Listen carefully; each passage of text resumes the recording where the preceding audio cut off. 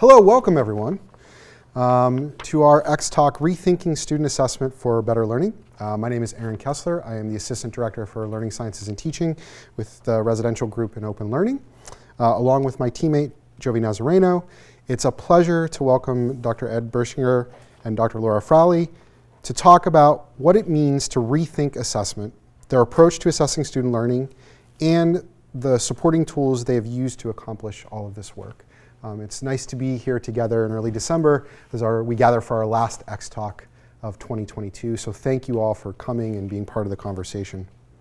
Both of today's panelists have moved away from relying on high-stakes exams through what looks like a slightly different practice for each of them, right? It's not exactly the same. We've provided them with prompts for their talk, and then we'll come together after they each present a little bit to answer some questions and have a conversation. We'll begin with Dr. Bertschinger. He is a professor of physics and affiliated faculty program in the program of Women and Gender Studies, and will share his experience with Choose Your Own Adventure grading scheme in WGS 160. As you come on up, I want to sort of provide everybody with an idea of what we asked the prompts to be today. So you sort of help us understand what it means to choose your own adventure. What does that look like in your context? And maybe share a little bit about why you took that approach, what tools you've sort of leveraged to accomplish that. And you know, if every student, this is sort of like a core question for a lot of folks, if every student has a different assessment, how do you get a collective sense on who is grasping course concepts and who is not through sort of that approach? Welcome and come on up. Thank you for the invitation. It's a real pleasure to be here. I want to start with the caveat that I am a student of assessment and of education. I'm not a professional.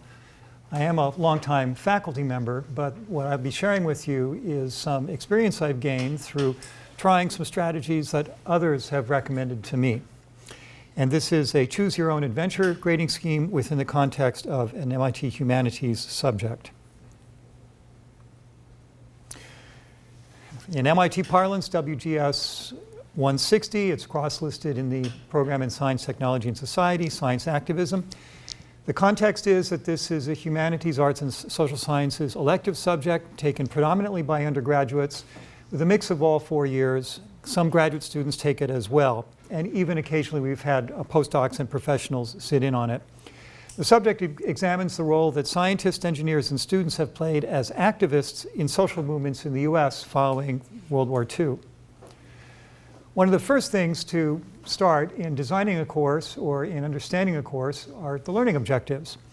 And broadly speaking, there are three. The first is that the students will understand the relationships between science, scientists, institutions, as well as the roles of ethics and social power. The students will learn how scientists seek to change public understanding, policy, and institutional practice using activism. And then finally and importantly, each student will develop their own perspectives on these issues and their potential role in such issues now or in the future. The learning objectives, of course, are important in designing an assessment. Cutting to the chase, here's the grading scheme that we use, the choose your own adventure type of grading. It is, in the end, a quantitative methodology, but of course, many of the points assignments are qualitative. And there is a rather traditional breakdown of grades. Frankly, that's arbitrary, but I want to set a standard for students' participation. And so the grade levels do that. Every 10 points is a letter grade.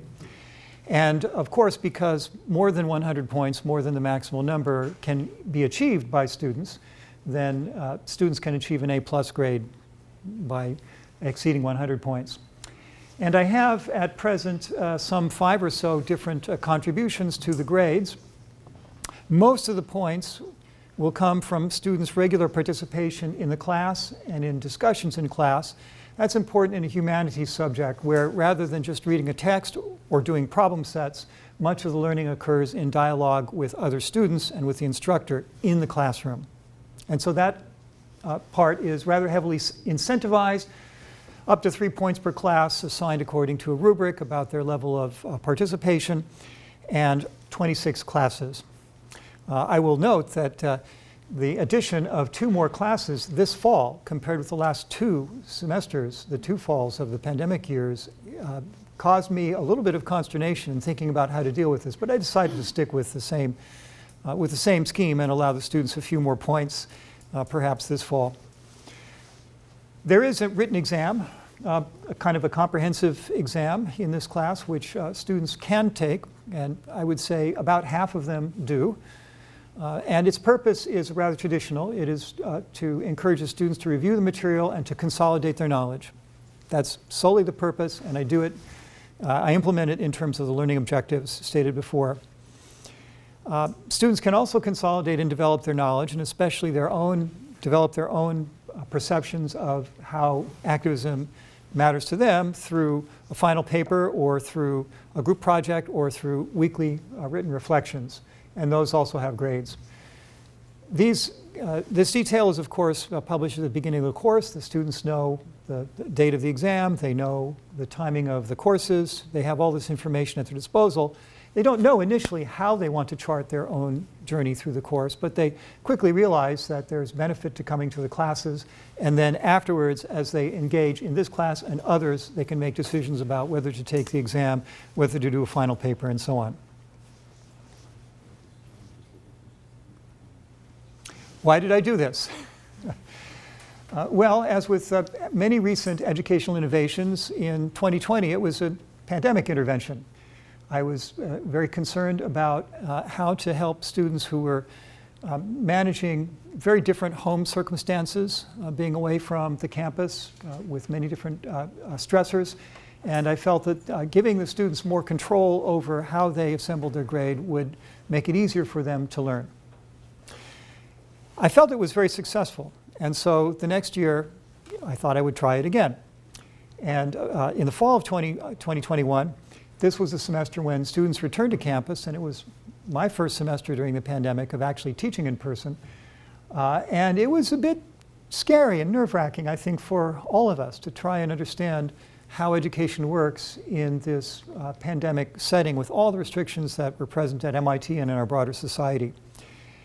The grading scheme worked very well by a number of measures, and including for me the very important fact that of the 25% of my students who had medical leaves during the semester, during the class, they were typically absent for a few weeks, every one of them completed the class with a satisfactory grade.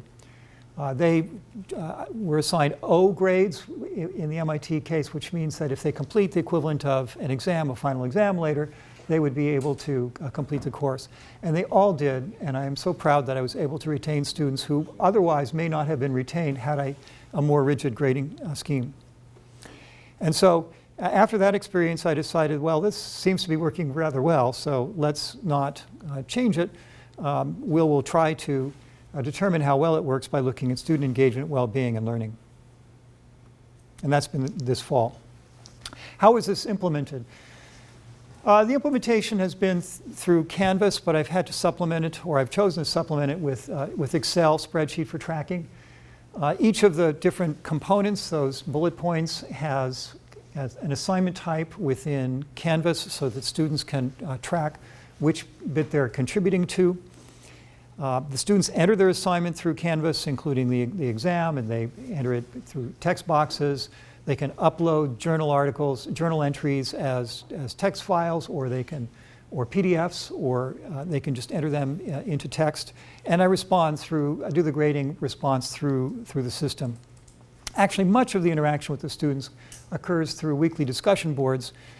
It's not possible for every student, this course is large enough that not every student has a chance to really speak in each class. So I supplement the class with a discussion board for each week where the students can share with their peers and with me the thoughts that they would have expressed in class, or they can synthesize their learning from the class.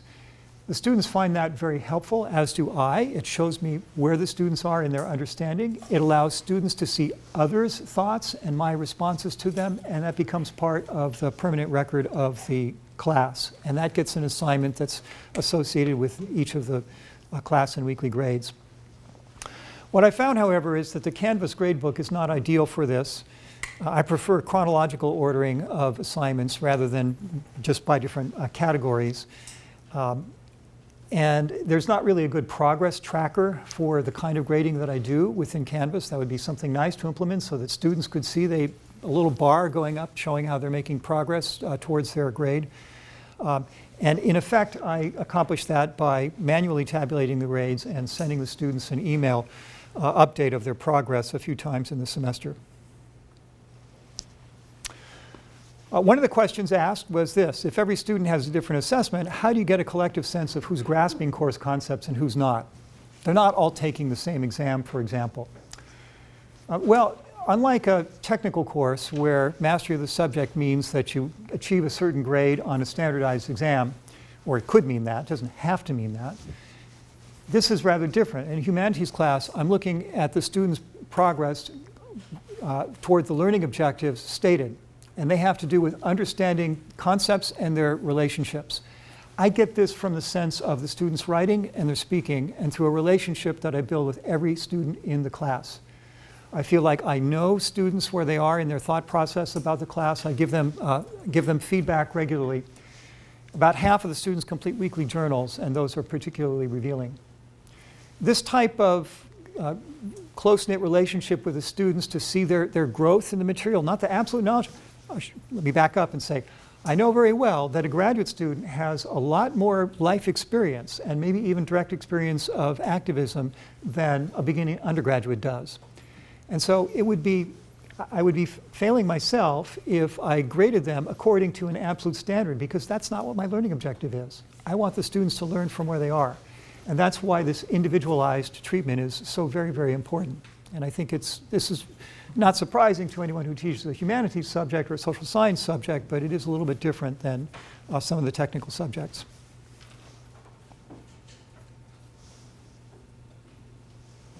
I wanted to share with you just some student feedback. I asked students if they would provide anonymous feedback on the grading scheme in advance of this talk, and these are some of the responses that I got in the last few days. I really appreciated the flexible grading scheme. It helped me to focus on the content of the class in a way that I wanted to and greatly reduce stress associated with the course. And that's consistent with my report from last year, where students who were feeling great mental health challenges were nonetheless able to complete the course.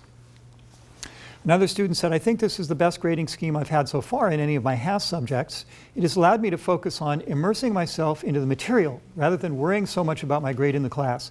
This has allowed me to truly enjoy the class discussions and learning the material. And as I said at the beginning, the class discussions form an important part of the student learning. And when students feel that they're to learn and to enjoy the material and engage with their peers instead of just being worried about their grade on an exam, the learning is richer.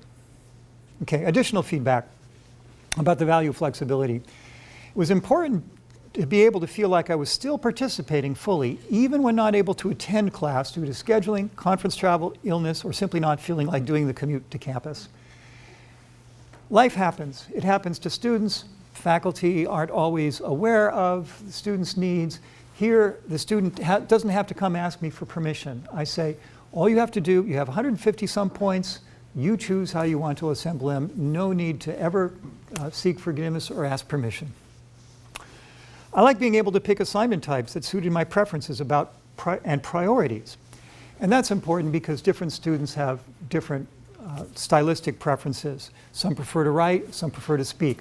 I see that in my class, and I normalize it by saying in a class, I don't expect everyone to speak. If one of your teammates is more comfortable speaking and you're more comfortable writing, then you can divide up your assignments in that way. And then finally, I emphasize the discussion board and the permanent nature of it as another part of the learning. This is not exactly part of assessment, but it was, I'd say, a nice consequence of the way that I did the assessment, that there's this permanent record of learning, of kind of a dialogue between the students and myself and each other that helps with their learning. For the instructor, here's the money plot. Attendance versus time. This is for this semester, so this is a real-time tracker. We've got a couple more classes left, and yes, I did hold a class on the day before Thanksgiving.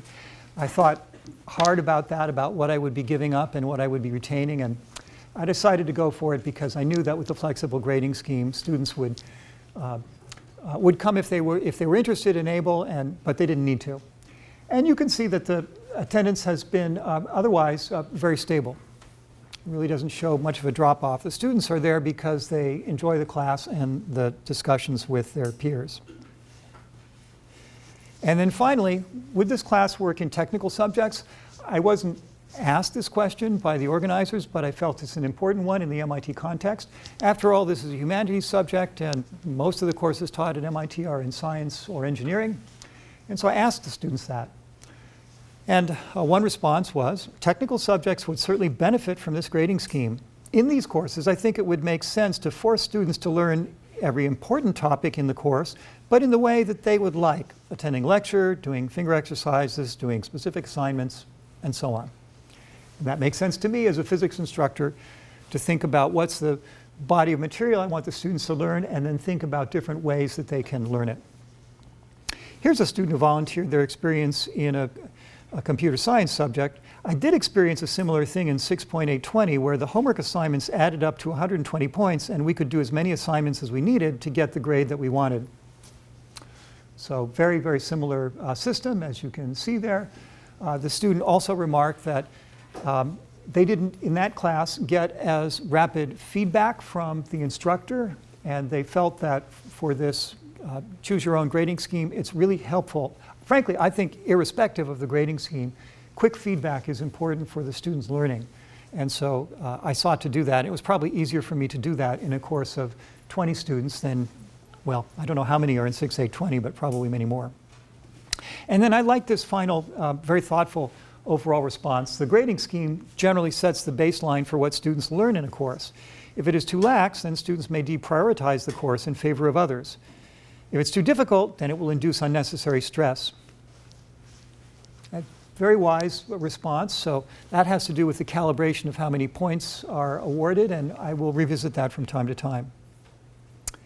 And I think that that's all that I had. So with that, thank you very much, and I will turn it over to Dr. Frawley for the next presentation. Next, we welcome Dr. Laura Frawley. She is a lecturer and teaching and curriculum development specialist in brain and cognitive science. She's going to share a little bit about her experiences in 900 and 901. I wanted to put up the sort of prompts that we had sent along previously. So you've sort of implemented this idea of more frequent quizzing along with a written exam, right? So asking to sort of share why this approach and how it sort of has supported the students in their adventure in your course. Again, what tools and resources have you used to sort of make that work? And really a sort of interesting question from your perspective of how does the data from Canvas quizzes help you as sort of an instructor better support student learning, and how does that compare to maybe past where you've only relied on high stakes exams? So welcome, Dr. Frawley. All right, thank you. I'm excited to be here and tell you about what innovations we've made in Course 9. Just to give you a brief background about myself, I have been here in a number of different capacities. In 2009, I was an intern summer student during undergrad. In 2010, I was a research technician in Tyler Jack's lab. I then started my graduate work here in the doctoral program in Course 7. I graduated in 2018 and then started in brain and cognitive sciences. So today I want to go through a few things in the time that we have. I first want to tell you about the two courses I'm mainly talking about when I'm talking about these innovations. I'll give you the assessment structure then, being before these innovations occurred, and then now. I will go over a couple of assessment questions from quizzes in the final assessment to give you a sense of what these look like. We will briefly talk about how we've tried to mitigate cheating risk, and I will end on a few final thoughts. The two courses that the majority of these innovations have been taken place in are 901, which is Introduction to Neuroscience with Professor Baer. This is a Course 9 and Course 6-9 requirement. Typically from year to year, there are 100 to 180 students in each class, and then there are no prerequisites for students to take this course. The second class is 900, which is Psychological Sciences with Professor Gabrielli. This fulfills a HAS requirement, so it's a GIR, and there are a ton of students with a wide range of background that take it. So we have 250 to 300 plus students taking this class each year. There are also no prerequisites. For the assessment structure then, so this is prior to the pandemic when we as instructors and educators had to rethink how we were assessing our students. The grade distribution for 901, I'm going to be using 901 mainly as the example since we've had the most time to innovate this class, but we've made a number of similar changes to 900. So for 901, the grade distribution prior to 2020 was that 25% of students' grades were from 4 quizzes, so each quiz was worth about 6.25%, 25% from midterm exam 1, 25% from midterm exam 2, and 25% from a final exam. So what this means is 75% of our student grades were from high-stakes assessments, while only 25% was from low-stakes assessments. All of these assessments were in person and synchronous. They were timed anywhere from 20 minutes for quizzes to 3 hours for the final exam. They were all closed book, and they were identical assessments for every student. The current structure looks quite different. The grade distribution, 55% is made up of quizzes. So we have 8 quizzes throughout the semester, each worth approximately 6.9%. We've added in a recitation participation element. So a lot of students don't come to class in person because we record our lectures, but we make it, we really encourage students to attend recitations with the TAs by having this participation. And then we have 25% in the final assessment. So now we have 55% from low stakes assessments and 25% from a high stakes assessment. All of these assessments are virtual and asynchronous, so students can take it when they feel like they're best ready to do so. They're untimed within the given deadline. They are all open book to course materials only. And each student receives unique quizzes, but identical final assessments. So let's dive in a little bit to see what these assessments look like. This is what we're doing now. Each time we've held this class, we've asked for student feedback and we've made innovations based on student evaluation. So this is what we're currently doing, but this has seen some slight adjustments. So right now we have 8 quizzes throughout the semester. That means we have a quiz every 1 to 2 weeks. We create these quizzes and allow students to take them on Canvas. Students have 2 to 3 days to complete each quiz. During that time, it's untimed. They can take as long as they want. They can do it in multiple settings, whatever works best for them. The quizzes are composed of 18 multiple choice questions, multiple answers, fill in the blank, or matching. I'm going to refer to all those types of questions as multiple choice-like questions moving forward. Each of those are worth 3 points, and then a concept map that's worth 15 points. I want to highlight the multiple answers question, which I'm showing on the right here. If you're unfamiliar, it's just like a multiple choice, but rather than one correct answer, there's multiple correct answers. And we're really relying on this type of question heavily, given that it's open notebook, because it really encourages students to engage more and more with the material, because they can't just kind of scan through those choices and say, oh, that's the right one, I can move on, right? They really have to look at each choice and determine whether or not it fulfills the question or not. How do I make these quizzes? All the quizzes are made on Canvas. In 2020, I generated test banks for every single lecture and the corresponding chapter that was associated with that lecture.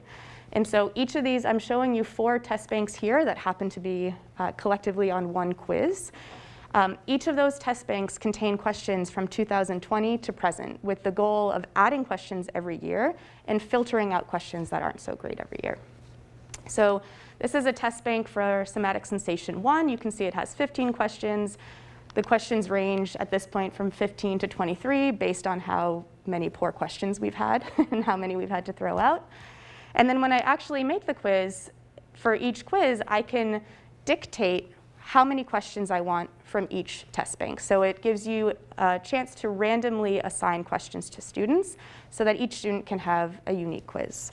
And so if you look here, I've made different question groups. And for each group, I've coded Canvas to pick X number of questions, assign X number of points, and I've linked it to a specific test bank. So I've linked each of these to a test bank. And so within that test bank, however many questions there are, it's going to randomly choose from that. Canvas has a really nice tool where rather than just seeing the overall percentage of this total score, for each individual question, you get this output.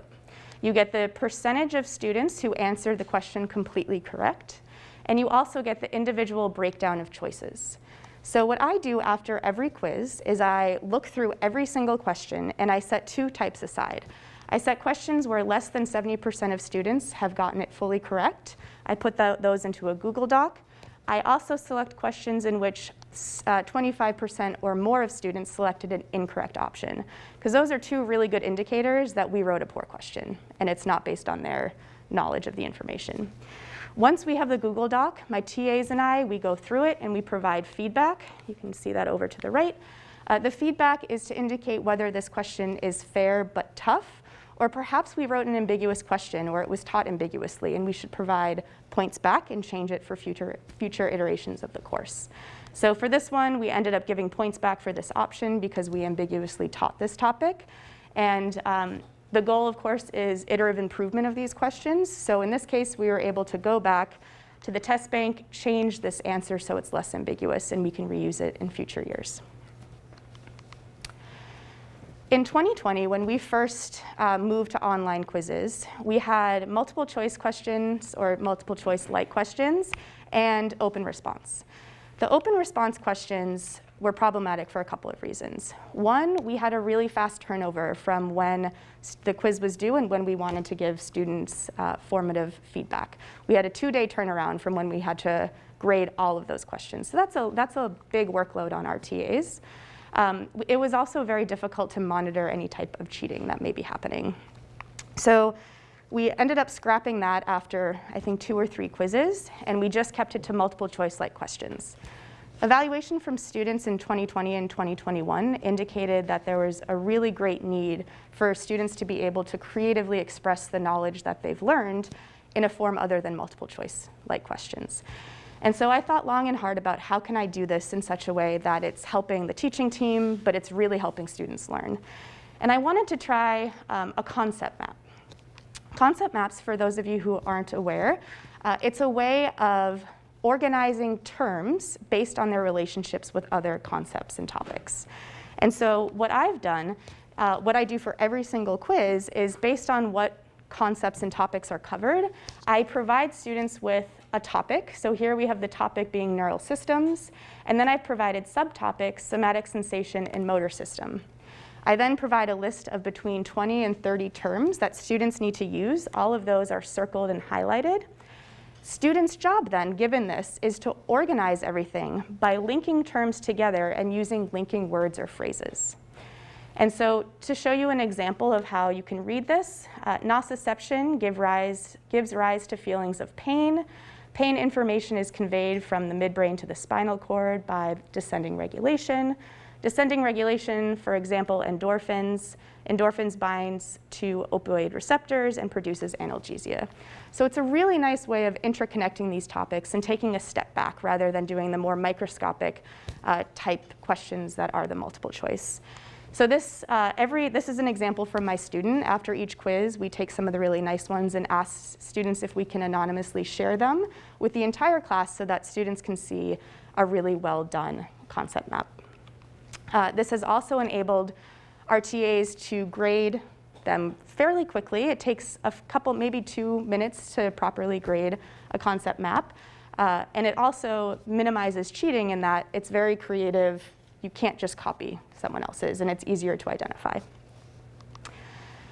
I was going through this data last night because I just had the last quiz of the semester and I gathered this feedback. So I wasn't sure if I was going to tell you today whether concept maps were a great innovation or a really poor innovation.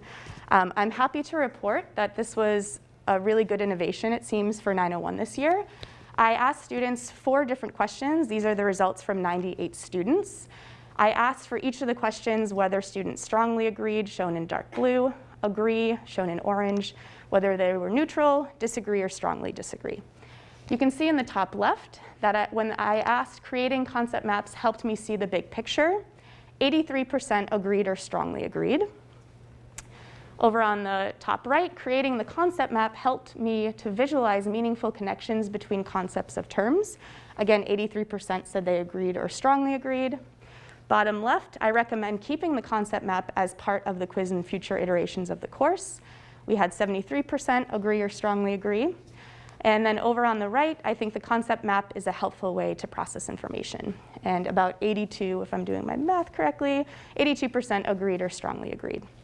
I also just want to take this moment to note how important student feedback is. I think the most important thing I can do as an educator is to consistently ask for their feedback. I make these innovations, I think they're working really well.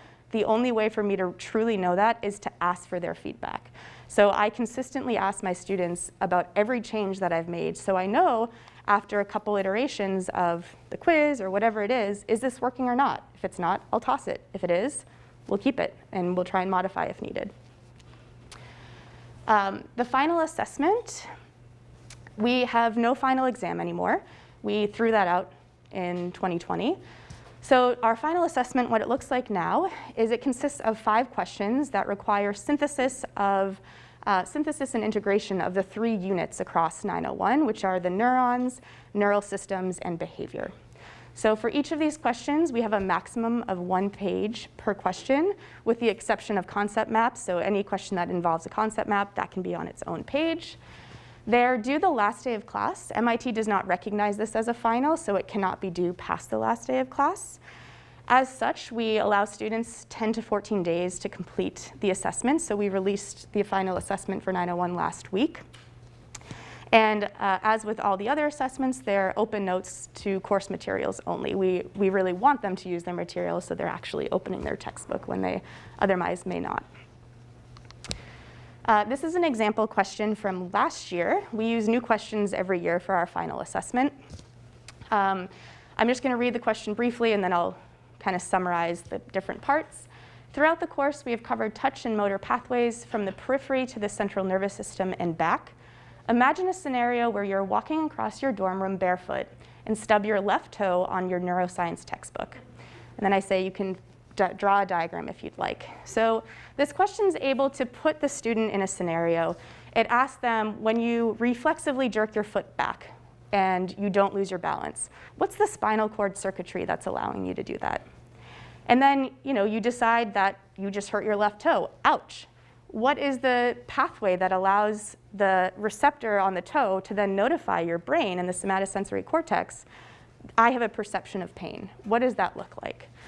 And then we add in the element of, let's add in a mechanosensation to see how it mediates pain, right? So what happens when you rub or touch the area that is having painful stimulus? And then finally, you're really upset with your textbook, you throw it across the room. What's the descending motor pathway that allows you to do this, and go into detail? And then once you decide to pick that textbook up because you have to look at it to answer this question, what's gauging the strain on your bicep, and what does that look like? I'm sure when I mentioned that this is open notes, you were all like, cheating. Yes, this is something that's on our mind. We ask students to sign the honor code at the very beginning. We can't guarantee this, but at least it gives them some responsibility personally or morally and ethically. We have randomized instances of the quiz questions. Students cannot see the correct answers of their quizzes until after we post grades 2 days later. And then the concept map is a nice creative way. So I'll end with just a couple of thoughts. I also view this as a work in progress. I think every assessment should be iteratively improved if that's possible. And that's possible mainly through frequent student feedback.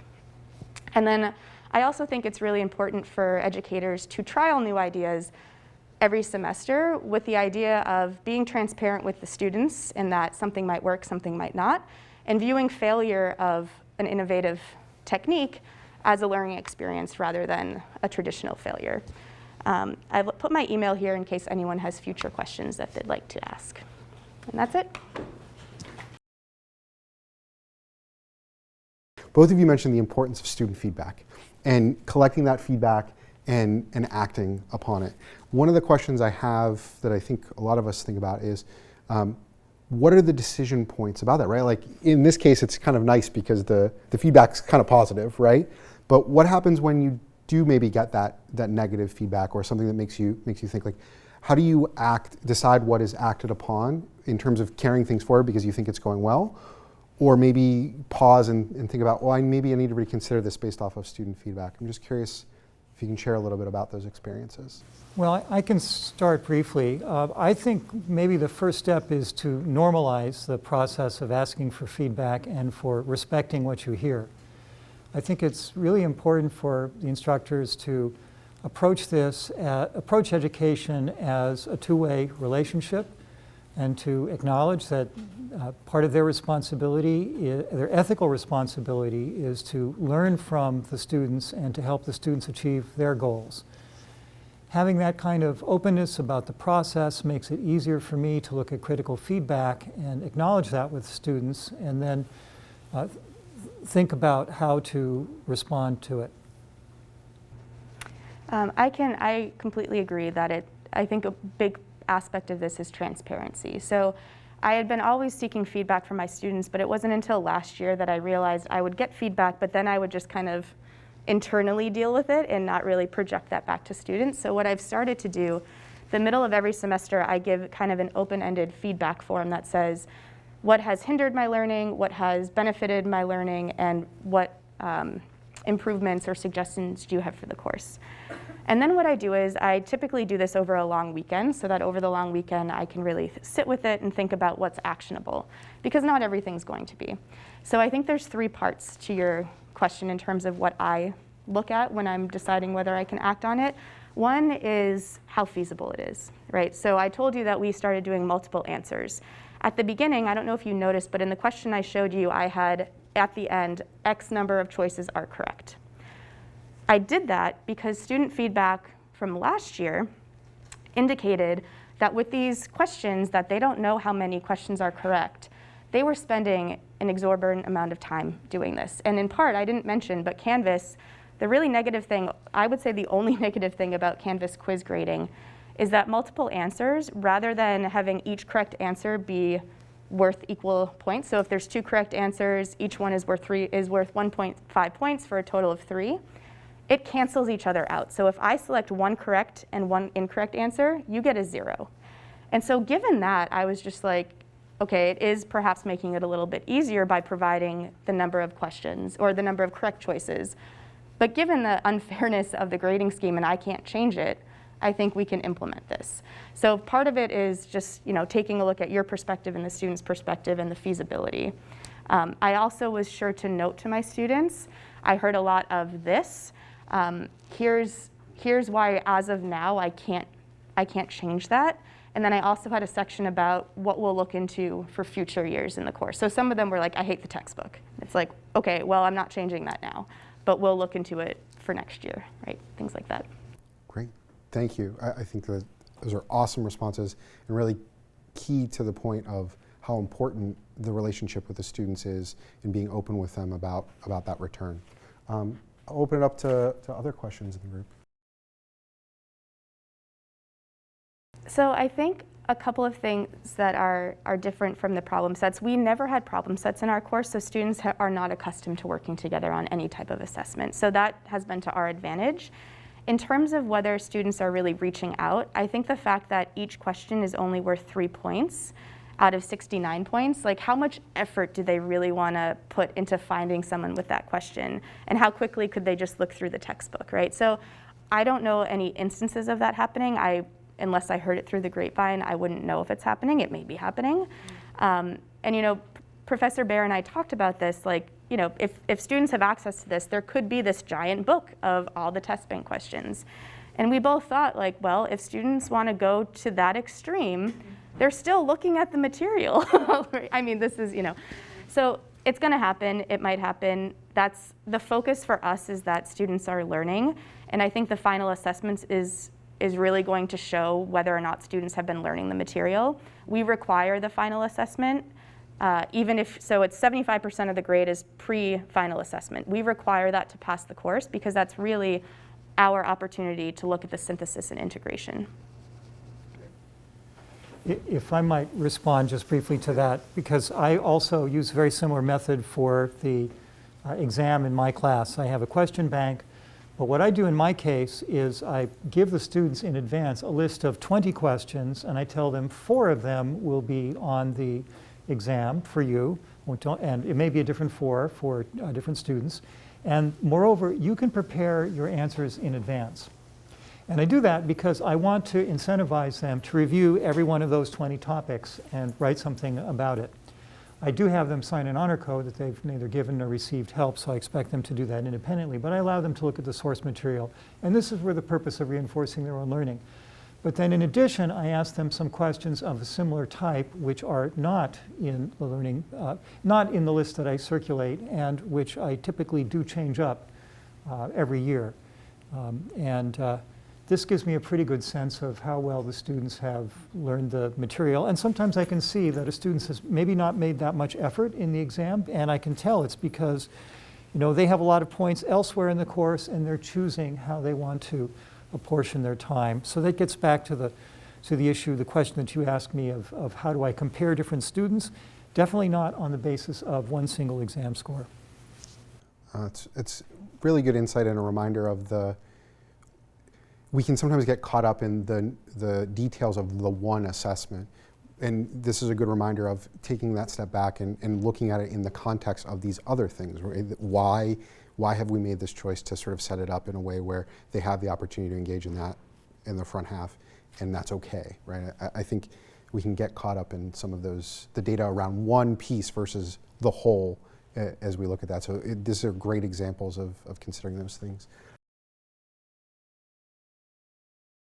It's very difficult to do, right? Unless we have students take pre and post exams, there's no real way to give a good answer of that. What I can say is that having questions like the concept maps on the quizzes, this is a really nice way to see whether they are integrating the information. Whereas on the previous quizzes and exams, a lot of the questions were more just kind of topic-based, and they were in isolation.